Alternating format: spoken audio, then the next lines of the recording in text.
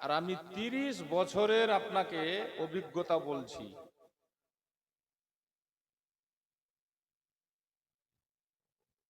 গরমে থাকা যায় না, হুজুর যেমনি বাংলার মাটিতে পা দিবে ওয়েদার চেঞ্জ হয়ে যাবে। ঠান্ডার সময় দেখেছি যে ঠান্ডা কনকন কনকন, মানে সূর্য উঠে না। হুজুর বাংলার মাটিতে যেদিন পা দিলেন ওই দিনে দেখা যাবে সূর্য দেখা দিয়েছে। আর বিশেষ করে বৃষ্টি হওয়াটা, আল্লাহ কত খুশি আছেন জানেন? হযরতে মূসা আলাইহিস সালাম আল্লাহকে জিজ্ঞেস করেছিল। মূসা নবী এমন একজন নবী ছিলেন যিনি তুর পাহাড়ে গিয়ে আল্লাহর সঙ্গে ডাইরেক্ট কথা বলতেন। শুনেছেন তো? কোন নবী? জোরে বলেন, কোন নবী? ওই মূসা নবী একদিন কহেছিল যে আল্লাহ, তুমি এই টিকটিকি গুলা কেন বানিয়েছো? এগুলার ফের কোন কাম? আল্লাহ কইছে, মূসা তোমার প্রশ্ন করার আগেই টিকটিকি আমাকে প্রশ্ন করেছে যে আল্লাহ, তুমি মূসাকে কোন কামে বানিয়েছো?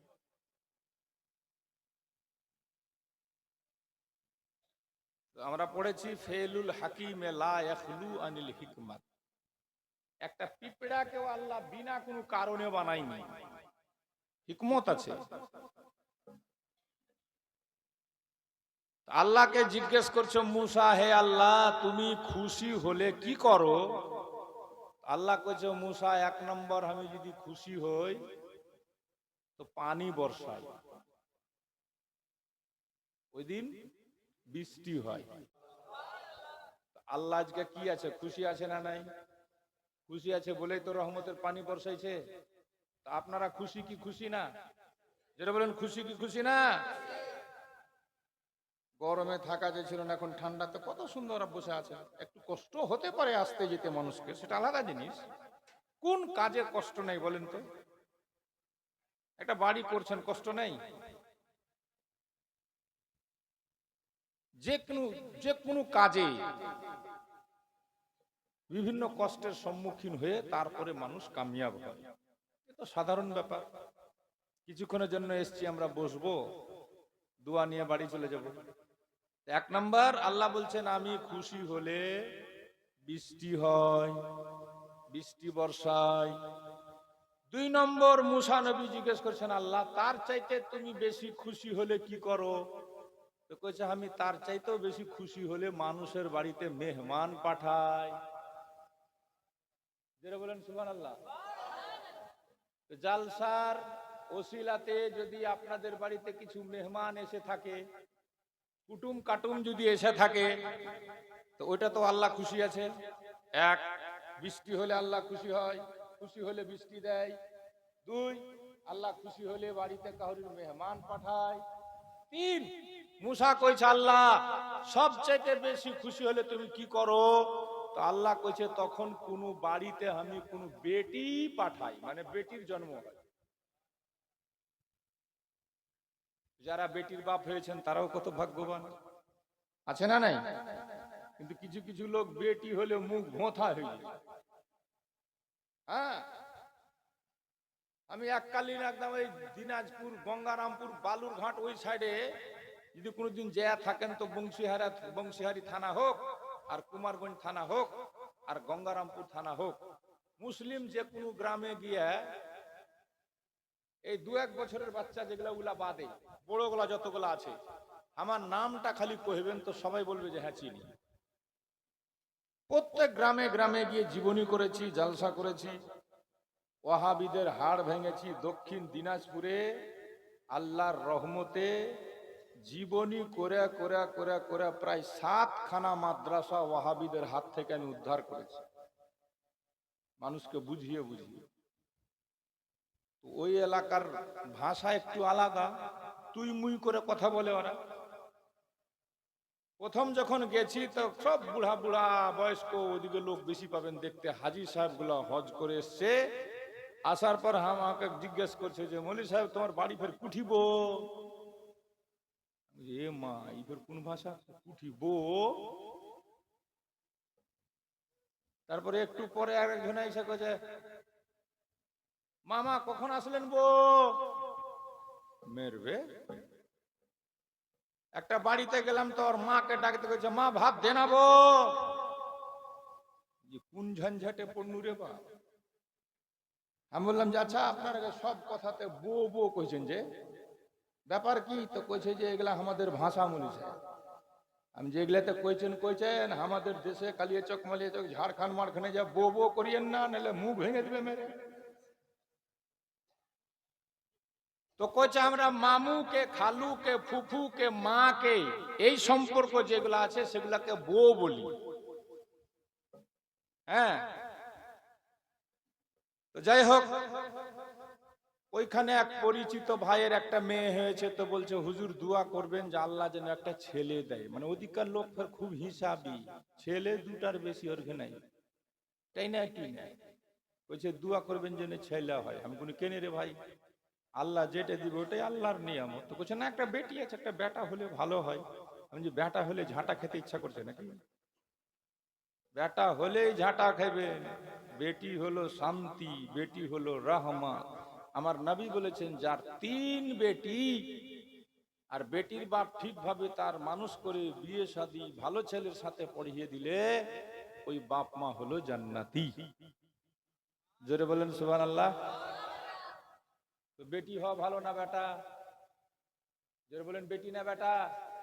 কিন্তু আপনারা কোনটাতে খুশি হয়েছেন? কইলে হয়ে গেল বেটি বাড়া। হ্যাঁ, তো ফের আর এক বছর যায় ওকে জিজ্ঞেস করনু, দেখা হলো তো সালাম আলাইকুম, সালামের জবাব ভালোভাবে দেই নাই। ব্যাপার মনে হয় কিছু গড়বড় আছে। আমি জিজ্ঞেস করলাম কি খবর, কি হয়েছে ভাবি? আর কহেন না, বলি সাহেব জেলা হয়েছিল ফের বলেই হয়ে গেছে। বুঝতে পারছেন? বুঝে জেলা হয়েছিল ফের বলেই হয়ে গেছে। আল্লাহ বলছেন সবচাইতে যদি আমি বেশি খুশি হই কাউরির উপরে, তো ওর ঘরে একটা বেটি পাঠাই, ওর বেটির জন্ম হয়। বলুন সুবহানাল্লাহ। আল্লাহ আজকে গড়িয়ানগরের উপরে কত খুশি, আর হবে না কেন? প্রোগ্রাম যখন হুজুরের পেলাম, তো মুসলিম বাবুকে ফোন করলাম। তো মুসলিম বাবুর জীবনটা তো আপনারা জানেন যে কোনো না কোনো দিক দিয়ে মখদুম মিশনের কোনো না কোনো কাজে ও কিন্তু জড়িয়ে আছেই, কোনো না কোনো দিক দিয়ে আছেই, সেবাতে খিদমতে। আমি বললাম যে এরকম হে বাবু হুজুরের প্রোগ্রাম পেয়েছি আমরা, তো তোমরা কি প্রোগ্রাম লিবা? এক বাক্যে কইছে লিব না মানে অবশ্যই লিব। কেউ হলে হয়তো কইতো যে বর্ষার সিজন, সেই তো কি হবে কি না হবে, কি ভালো কি মন্দ, এখানে তো নিজের লাভ লসের কোনো ব্যাপার নেই। এই জন্য আমরা ভালো করে জানি যে গড়িয়ানগরের মানুষ অন্তর থেকে হুজুরকে চায়, দিল থেকে চায়। আর শুধু হুজুরকে চায় এমন কথা নয়, হুজুর যেটা কথা বলেছেন সেটার উপরে এখানকার মানুষ চলেছে। এইটুকু আমার জানা মতে 20-25 বছর ধরে আমারও যাওয়া আসা হয়ে গেল আপনাদের গ্রামে, আমি দেখছি বাচ্চা বাচ্চা হচ্ছেন আপনারা দিওয়ানা। আল্লাহ যেন দিওয়ানা বানিয়ে রাখে সকলকে। সবাই বলুন আল্লাহুম্মা আমিন। আজ হঠাৎ আমি একটা গজল পড়তে লাগলাম। হুজুরকে আনতে যখন মালদা যাচ্ছিলাম বিকালবেলা, আমার এক বন্ধু লোক ফোন করলো, আমাদের মেহরাপুরেরই, বর্তমান বাড়ি আমার মেহরাপুর, এটা জানেন হয়তো আপনারা, আশা করছি। ফোন করে বলছে যে, আমি বললাম যে এরকম ব্যাপার ভাই, হুজুর এসেছেন। তো বলছে যে আজকে আমি হুজুরের সঙ্গে তো বহুদিন ধরে চেষ্টা করছি দেখা করার, কিন্তু আজ এমন একটা দুর্ঘটনার সম্মুখীন হয়ে গেছি যে আমি মালদাতে আছি, হুজুরও মালদাতে আছে, তারপরেও আমি হুজুরের কাছে যেতে পারছি না। আমি কি এমন এমার্জেন্সি?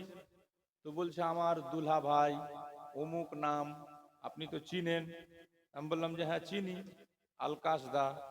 তো বলছে যে হঠাৎ কালকে রাত্রে কলকাতায় মারা গেছে, ওর নিজের দুলা ভাই। তো লাশটা রাত্রে আসবে, তো কালকে যদি হুজুরকে দিয়ে জানাজাটা হয়ে যেত তো খুব ভালো হতো। তো আমি বললাম যে দেখি চেষ্টা করব, ছোট হুজুরকে দিয়েও কমপক্ষে যদি আমি পারি। তো চেষ্টা চালাচ্ছি, এখনো হয়তো লাশ এসে পৌঁছায়নি। তো লোকটা এত সুন্দর দেখতে, ব্যবহার নম্র ভদ্র লোক, কেউ বলতেই পারতো না যে কোনো অসুখ ছিল। আমি জিজ্ঞেস করলাম হঠাৎ মারা গেল কি করে, তো বলছে ক্যান্সার ধরা পড়েছে। ক্যান্সার, যার নেই কোনো অ্যান্সার। কয়েকদিনের মধ্যে লোকটা বিদায় হয়ে চলে গেল, যুবক মানুষটা চলতে চলতে। মানুষের জীবনের কোনো ভরসা। যেটুকু সময় আমরা পেয়েছি ভালো কাজে, ভালো সভাতে, ভালো লোকের মহব্বতে, আলিম ওলমার সোহবতে, বুজরুগানের দিনের মহব্বতে জীবনটা কাটাবার চেষ্টা করেন।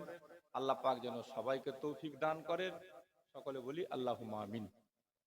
তাই কবি লিখছে যে হঠাৎ একটা লোক যখন মারা যাবে, তা আমি তো শুনে বললাম সর্বনাশ, আলকাসদা মারা গেল। কালকে গিয়ে দেখবো ওর বাড়িতে কেউ বাঁশ কাটছে, কেউ পানি গরম করছে, হবে না? কবি এটাই বলছে। হ্যাঁ, কেউ কাটিবে ঝাড়ের বাঁশ, কেউ বলিবে সর্বনাশ, কেউ বা আবার করবে গরম পানি মা জননী, যেদিন তোমায় ছেড়ে যাব আমি, যেদিন তোমায় ছেড়ে যাব আমি মা জননী, যেদিন তোমায় ছেড়ে যাব আমি, যেদিন আমি থাকব না, মা বলে আর ডাকব না, আমার জন্য দুয়া করো মা গো তুমি। জোরে বলুন না। যেদিন আমি থাকব না, মা বলে আর ডাকব না, আমার জন্য দুয়া করো মা গো তুমি। মা গো তোমার দুধের ঋণ শোধ হবে না কোনো দিন, মা গো তোমার দুধের ঋণ শোধ হবে না কোনো দিন। মাফ করিও ওরে ও মা দুঃখিনী, যেদিন তোমায় ছেড়ে যাব আমি। যেটা বলুন সুবহানাল্লাহ। নিজ হাতে দিও গোসল, না ফেলিও চোখের জল, আমার জন্য দুয়া করো মা গো তুমি। তোমার কোল খালি করে নিবে আমায় কবরে, তোমার কোল খালি করে নিবে আমায় কবরে। পারলে দিও আল্লাহ নবীর বাণী মা জননী, যেদিন তোমায় ছেড়ে যাব আমি। কেউ কাটিবে ঝাড়ের বাঁশ, কেউ বলিবে সর্বনাশ, কেউ বা আবার করবে গরম পানি মা জননী, যেদিন তোমায় ছেড়ে যাব আমি। যেটা বলুন সুবহানাল্লাহ। সন্তান হারা মায়ের মন কান্দে রে যখন তখন, আমি ছিলাম মাগো তোমার চোখের মনি। সন্তান হারা মায়ের মন কান্দে রে যখন তখন, আমি ছিলাম মাগো তোমার চোখের মনি, মায়ের পায়ে পাইলে ঠাই, মরণ কালে চিন্তা না।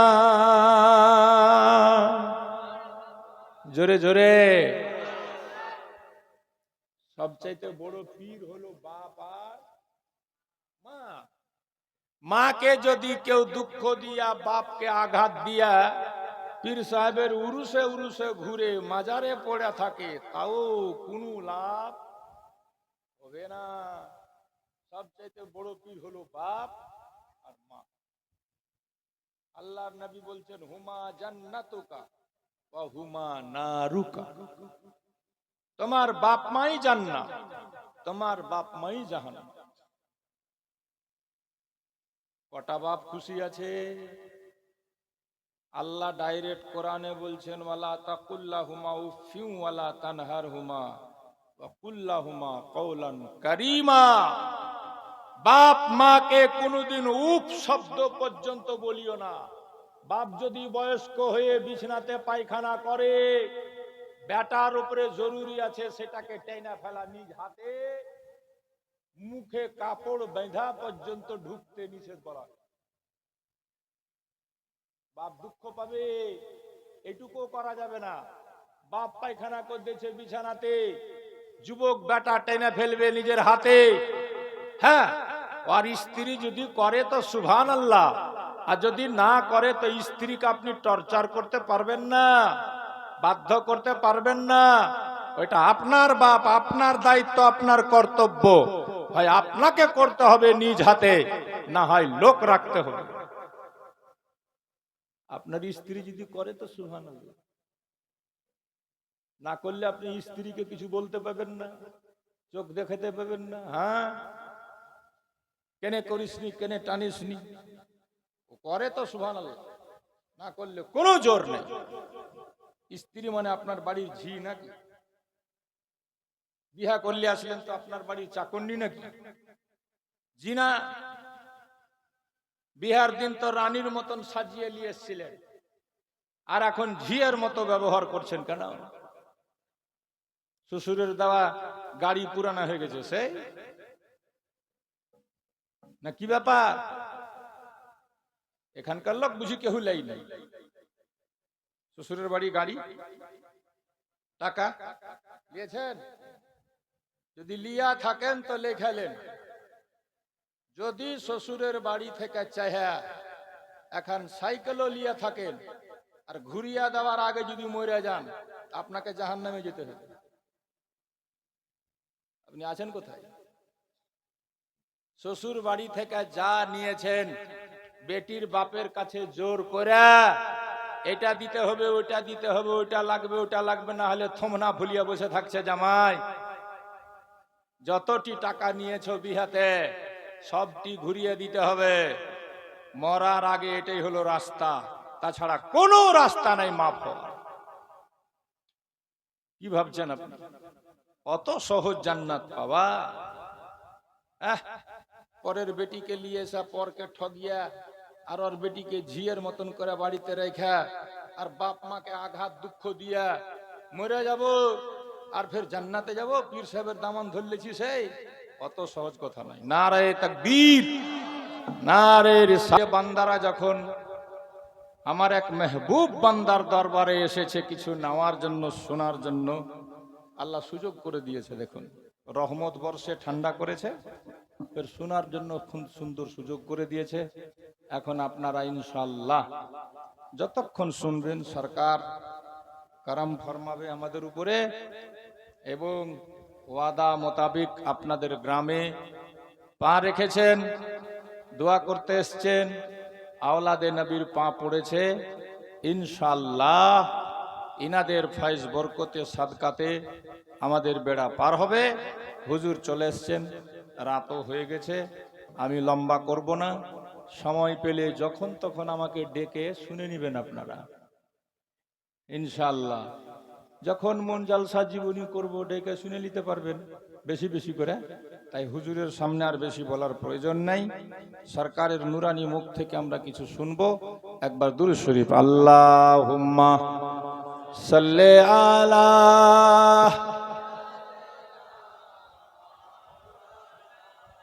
মুহাম্মাদ ওয়া আলা আলি সাইয়্যিদিনা।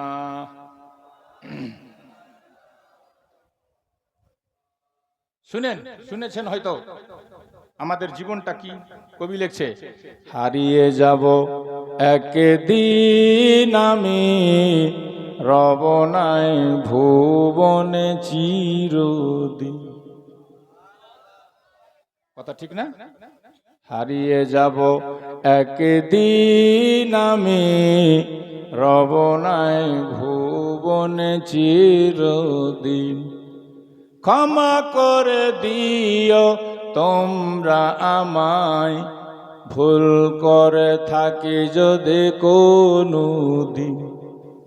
হারিয়ে যাব একদিন আমি, রব নাই ভুবনে চিরদিন। প্রথম যখন আসতাম হুজুরের সাথে দেখতাম এই গ্রামে অনেক মাটির বাড়ি টাটির বাড়ি ছিল না, কিন্তু এখন আল্লাহ দিয়েছে সবাই দালান বাড়ি করেছে। আল্লাহ আরো দেখ, ভালো থেকে ভালো দেখ। কিন্তু মার্বেল টাইলস লাগিয়ে পয়সাওয়ালা হয়ে বাড়ি বানিয়ে আমি আপনি যখন মারা যাব, বলুন তো আমাদেরকে কি বাড়িতে রাখা হবে? যেটা বলেন রাখা হবে, কোথায় রাখা হবে?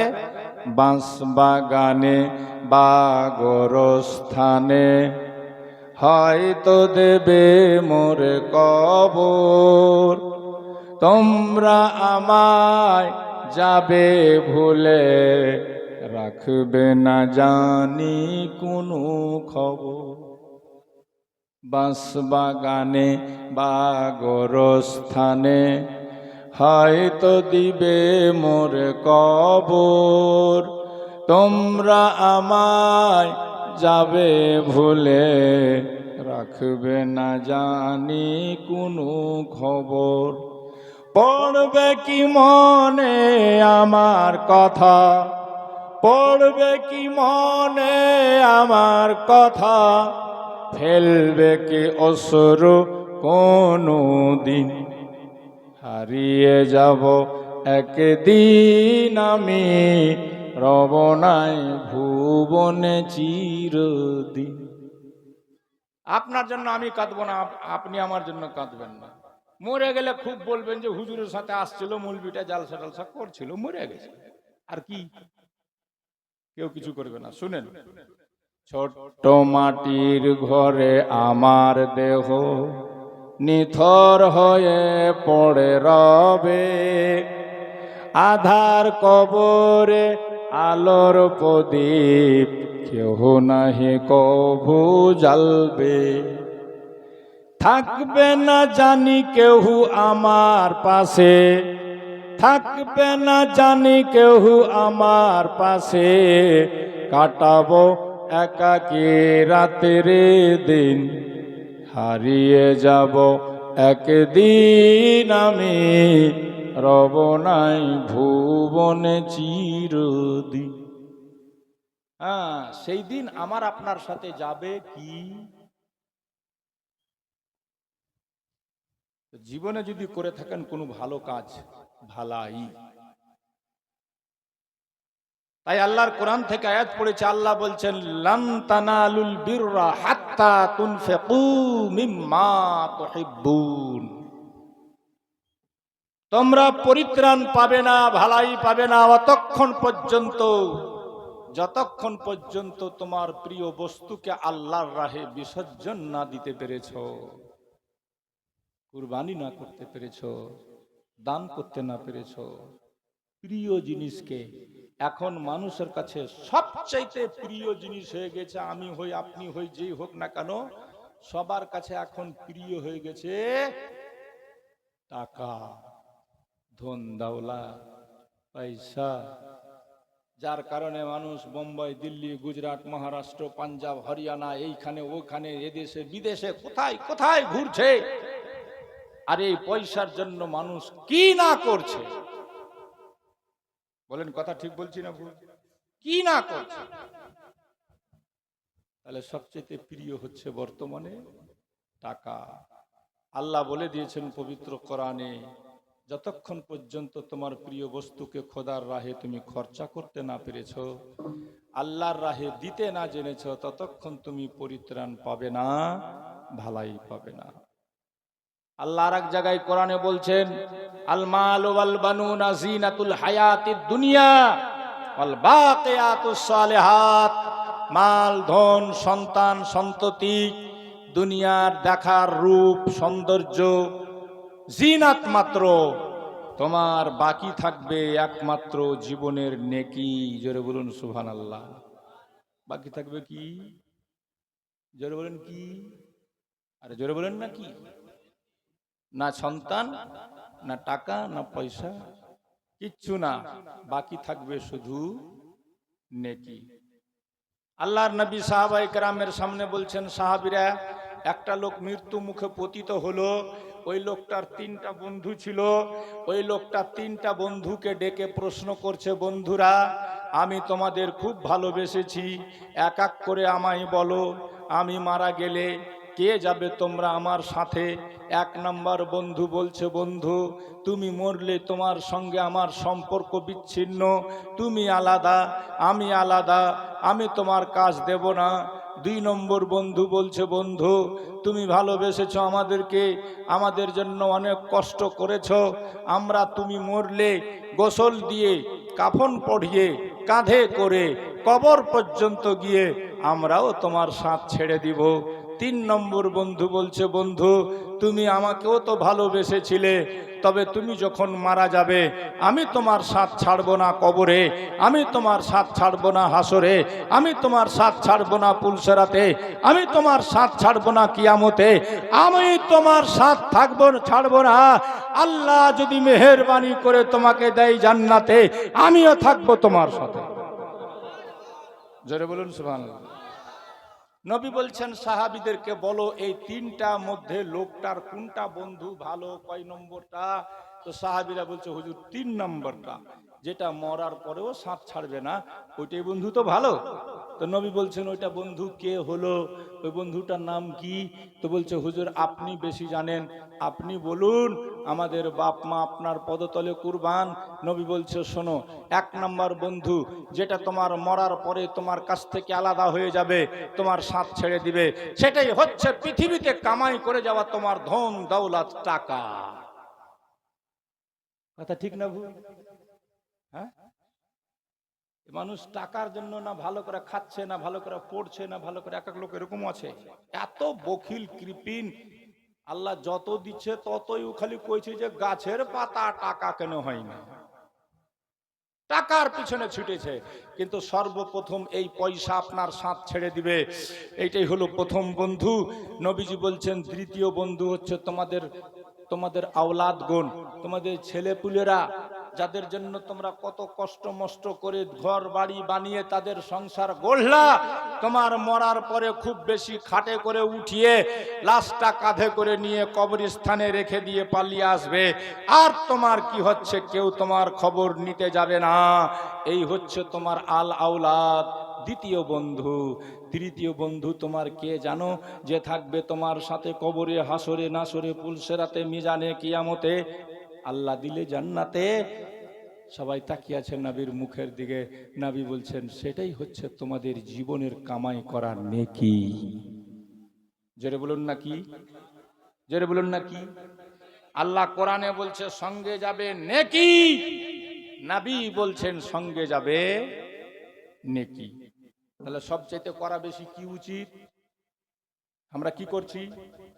গুনাহ বেশি, নেকিতে কম। হ্যাঁ, নেকির কাজে লোক পাওয়া যায় না বাবা, এটা আল্লাহর রহমত, আমার সরকারের পদধূলির বরকত। নাহলে ভারত বিখ্যাত কোন মৌলবীর বাটা মৌলানা আসলে আজকে এতটি লোক এখানে এত বৃষ্টিতে জমা হতো না। এটা আওলাদে রসুলের কদমের বরকত। হুজুর তাজুল আউলিয়ার কদম পড়েছে, গোটা গ্রাম পাগলের নাই ছুটে এসছেন আপনারা নেকি করার উদ্দেশ্যে। কি করার উদ্দেশ্যে? যেটা বলেন কি? হ্যাঁ, তো নেকির কাজ কি করবেন? দেখুন, পীরকে ভালোবাসাও নাকি, বাপ মাকে ভালোবাসাও নাকি, পীরের খিদমত করাও নাকি, বাপ মায়ের খিদমত করাও নাকি, আওলাদে নবীর মহাব্বত করা নেকি, অবশ্যই রোজা রাখা নেকি, নেকি হজ করা নেকি, মেলে এরকম নেকি। তবে আশরাফুল আউলিয়া বলে গেছে কি, তোরা করবি একটা নেকি। কি বলুন তো? আশরাফুল আউলিয়া বহুদিন ধরে আপনাদের এই গ্রামে বন্যার সময় মানুষ নাকি খাটলিতে করে হুজুরকে এনেছে গ্রামে, তবু হুজুর আসতে দ্বিধাবোধ করেননি, এসেছেন, দোয়া করে গেছেন গ্রামবাসীর জন্য। তখনকার আর এখনকার গড়িয়ানগর আকাশ জমিনের তফাৎ হয়েছে আওলাদের রসুলের চরণ ধুলির বরকতে। কেউ বলতে পারবে আমার পীর আপনার পীর, আমার আপনার পীরের পীর আশরাফুল আউলিয়া এবং আমার পীর হুজুর তাজুল আউলিয়া কোনদিন গড়িয়ানগরের কোন পয়সাওয়ালা লোককে ডেকে বলেছেন মুঝে 50,000 দো, 10,000 দো, 5,000 দো, 500 দো, 100 দো, 1100 দো? কাউকে বলেছেন? জোরে বলেন, বলেছেন? অনেক তো পয়সাওয়ালা হয়েছেন হুজুরের দুয়ার বরকতে, আজ পর্যন্ত কেউ প্রমাণ করতে পারবে না। শুধু গড়িয়ানগরে নয়, গোটা ভারতবর্ষে আমার আপনার পীর। এজন্য আমি বলি, পীর অনেক দেখবেন, অনেক দেখেছেন, আমার আপনার পীর বেনাজির। আজ পর্যন্ত কাউরির কাছে নিজের স্বার্থের জন্য, নিজের জাতের জন্য, নিজের লাভের জন্য, নিজের ফায়দার জন্য কোনো কাজ করেননি। যা করেছেন সমাজের জন্য। আপনার কাছে যদি মুখ খুলেছেন তা আমার আপনার জন্য, উম্মতে মুসলিমার জন্য, যাতে আমার আপনার ভবিষ্যতের ভালাই হয়। হুজুর আশরাফুল আউলিয়া এই জন্য কোনোদিন তো বলে যাননি गोरियानगर के मुसलमानों, मैं अपना बेटा तुम्हारे बीच में छोड़ के जा रहा हूं, उनको अच्छा अच्छा खिलाना, अच्छे घर में रखना, বেশি বেশি নজরানা तुम কাদরি মিয়া को देना। কোনদিন আশরাফুল আউলিয়া বলেছে? কেউ বলতে পারবে? কেউ 5 টাকা দিয়েছে নজরানা, তাও খুশি দেখেননি।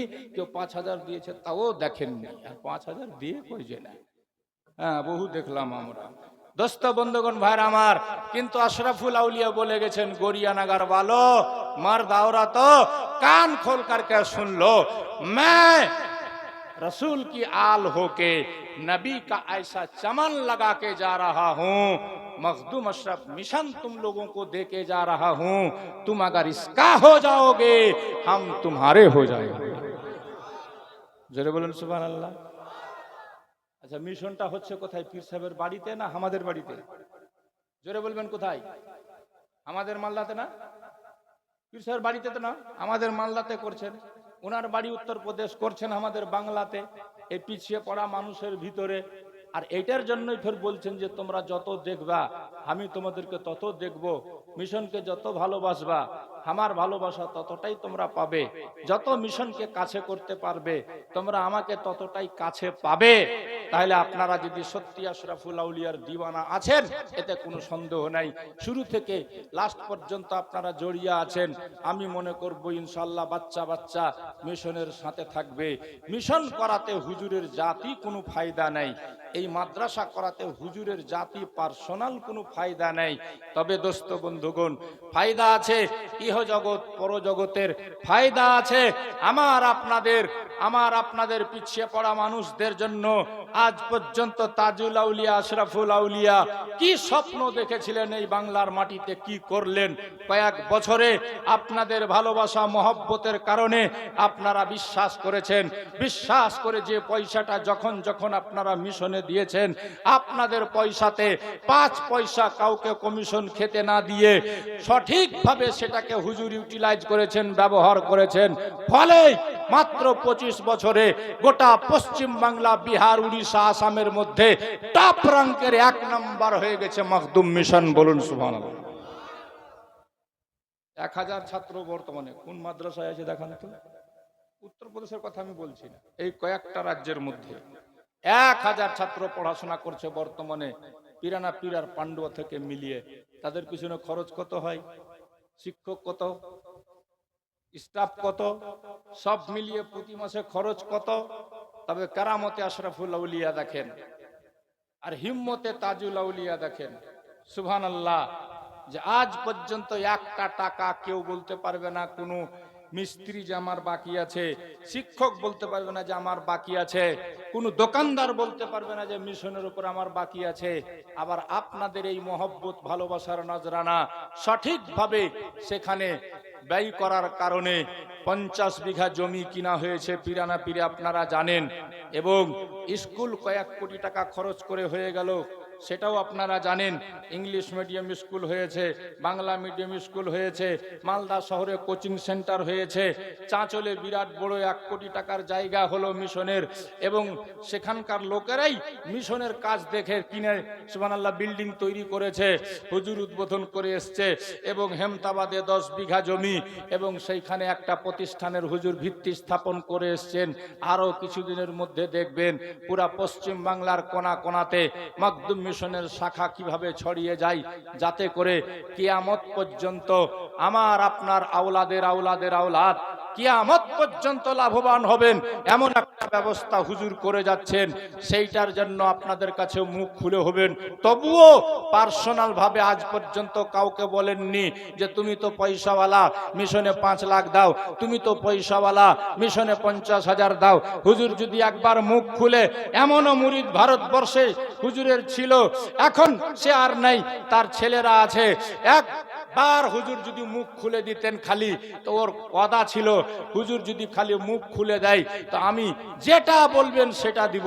আল্লাহ এত দিয়েছে দৌলত, তারপরে আমার সরকারকে মুখ খোলাতে পারেনি ব্যক্তিগতভাবে, বলুন সুবহানাল্লাহ। এমন তেমন পীর পেয়েছি আমি আর আপনি। লোক তো পয়সাওয়ালার পিছে পিছে পীর সাহেব ছুটছে, হ্যাঁ, না ডাকাতে 14 বারের বাড়ি যা হাজির হয়ে যাচ্ছে। আর আমার হুজুরকে দাওয়াত দিয়েও মানুষ পাই না। দোস্ত বন্ধুগণ ভাই আমার, যাই হোক, আমার কথা বলা শেষ। আমি চাই সরকার আশরাফুল আউলিয়া আর আমাদের মাঝে নেই, তবে আমরা উনার নজরে আছি। যদি চোখ বন্ধ করে ডাকেন আশরাফুল আউলিয়াকে, পাবেন, পেয়েছি, খুব কাছে পাবেন, খুব নিকটে পাবেন ইনশাআল্লাহ। যত বালা মুসিবত আসুক